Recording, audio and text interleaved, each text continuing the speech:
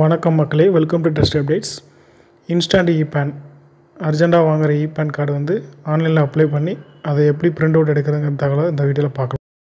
ஏற்கனவே அப்ளை பண்ணி அப்ரூவ்ட் ஆன இ-பேன் கார்டை எப்படி டவுன்லோட் பண்ணுறங்கிற முழு தகவலை இந்த வீடியோவில் பார்க்கலாம். டிஸ்கிரிப்ஷனில் கொடுத்துருக்க லிங்கை கிளிக் பண்ணிங்கன்னா அதில் லெஃப்ட் சைடில் பார்த்தீங்கன்னா இன்ஸ்டன்ட் இ-பேன் சொல்லி ஒரு ஆப்ஷன் இருக்கும். அதை கிளிக் பண்ணுங்கள். கிளிக் பண்ணதுக்கப்புறம் அடுத்த பேஜில் பார்த்தீங்கன்னா get new PAN check status download e-PAN சொல்லி ஒரு ஆப்ஷன் இருக்கும். அதில் வந்து அந்த ஸ்டேட்டஸ் டவுன்லோட் இ-பேன்கிற ஆப்ஷனை வந்து கிளிக் பண்ணுங்கள்.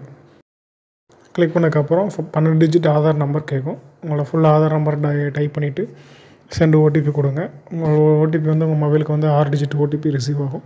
அதை என்டர் பண்ணதுக்கப்புறம் கீழே கன்டினியூ கொடுத்தீங்கன்னா அடுத்த பேஜில் நீங்கள் என்றைக்கு இ-பேன் அப்ளை பண்ணீங்க, என்றைக்கு உங்களுக்கு அப்ரூவ் ஆச்சு அப்படிங்கிற டீட்டெயில் வந்து ஷோ ஆகும்.